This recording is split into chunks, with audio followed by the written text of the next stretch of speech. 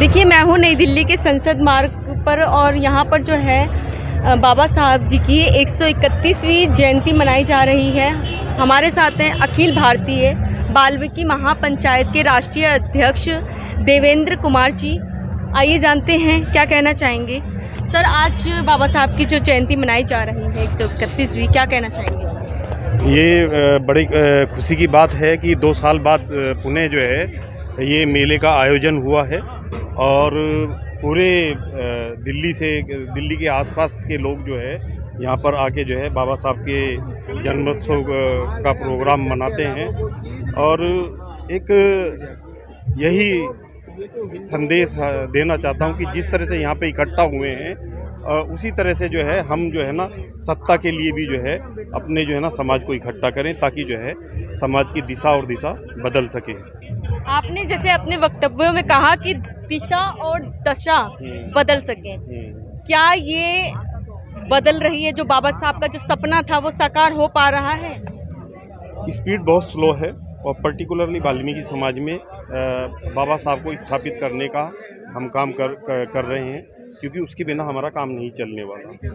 बाबा साहब की विचारधारा ही है जो इस देश को जो है एक तरक्की की तरफ ले जा सकती है। जो विचारधाराएं आज चल रही हैं कट्टरवाद की, आतंकवाद की, वो जो है वो देश की तरक्की नहीं कर सकती।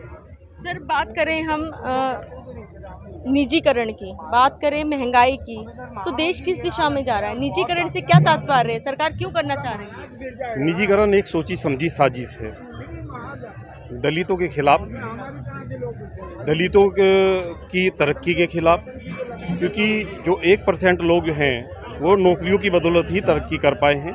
बाकी संसाधनों में, देश के संसाधनों में दलितों की कोई भागीदारी नहीं रही है और ये भागीदारी देना भी नहीं चाहते। इसी वजह से जो है ये इस मार्ग से जो है दलितों की जो है भागीदारी को बाधित करना चाहते हैं, दलितों की तरक्की को जो है बाधित करना चाहते हैं। आपने बोला दलितों की भागीदारी की जो है ये लोग उसको कहीं ना कहीं उसकी तरक्की को रोक रहे हैं, लेकिन हम बात करें मौजूदा सरकार की, मौजूदा सरकार तो वाल्मीकि समाज के चरण धोती है। नहीं, वो सिर्फ एक दिखावा है। चरण धोने से हमें कुछ नहीं मिलने वाला। पता नहीं किसके चरण धोए, क्या धोए, हमें नहीं मालूम। लेकिन हमें तो जो है ना एक जो हमारे लोगों का विकास होना चाहिए, जो हमारी भागीदारी, संसाधनों में भागीदारी, हमें वो चाहिए। हमें सफाई का काम नहीं चाहिए कि हमें सफाई के काम में 10-10 हज़ार रुपये में, 5-5 हज़ार रुपये में हमारे बच्चों को लगा के रखें। कोई मर जाए तो उसको मुआवजा भी ना दें। कोई मौत हो जाए, शिविरों में इतनी मौत हो रही हैं, वो हमें नहीं चाहिए। हमें अपनी भागीदारी चाहिए और हम अपनी भागीदारी सुनिश्चित करने के लिए हमने ये संगठन बनाया है और दूसरे संगठनों के साथ मिलके, जैसे मिशन जय भीम है और दूसरे जो संगठन हैं, हम सबके साथ मिलके काम करेंगे और सभी दलितों के लिए काम करेंगे।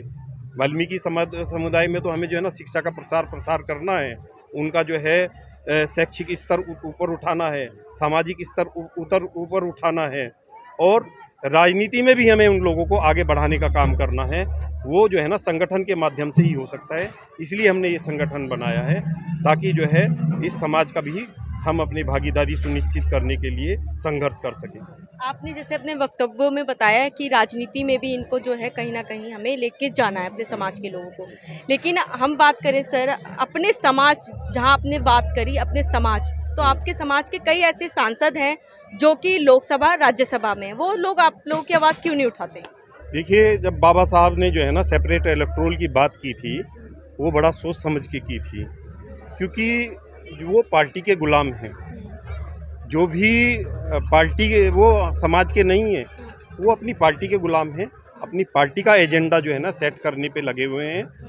अगर हमें जो है हमारे सांसद ये सोच ले कि हमें 5 साल का हमें ये टर्म मिला है और हम समाज के प्रति हमारी जिम्मेदारी है, उस जिम्मेदारी को हमें अच्छी तरह से निभाना है, तो ऐसी बात नहीं है, क्योंकि उनको लालच रहता है, उनको डर रहता है कि अगली बार टिकट नहीं मिलेगी। तो बाबा साहब का जो सपना था सेपरेट इलेक्टोरल लाने का, वो तो इन्होंने ध्वस्त किया। लेकिन हमारे लोगों को अगर थोड़ी सी समझ आ जाए, कुर्सी का लालच छोड़ दें, तो निश्चित रूप से जो है ना समाज का भला हो सकता है। बात करें हम बाबा साहब की प्रतिमा की, बाबा साहब की मूर्ति की जगह जगह तोड़ दी जाती है सर, इस पर क्या कहना चाहेंगे? ये उनका फिर उस पर फ्रस्ट्रेशन राजनीति ये होती है उनका सर। फ्रस्ट्रेशन है, क्योंकि बाबा साहब की मूर्ति तोड़ सकते हैं वो, बाबा साहब के जो विचार हैं उसको उसको नहीं मिटा सकते। वो चलते रहेंगे और हम उसके लिए संघर्षरत हैं। हमें बाबा साहब की मूर्ति से ज़्यादा बाबा साहब के विचारों को लेके चलना है और इस दिशा में हम काम कर रहे हैं क्या लग समाज रहा है में। कि उनके बाबा साहब की जो मूर्ति क्यों तोड़ी जाती है?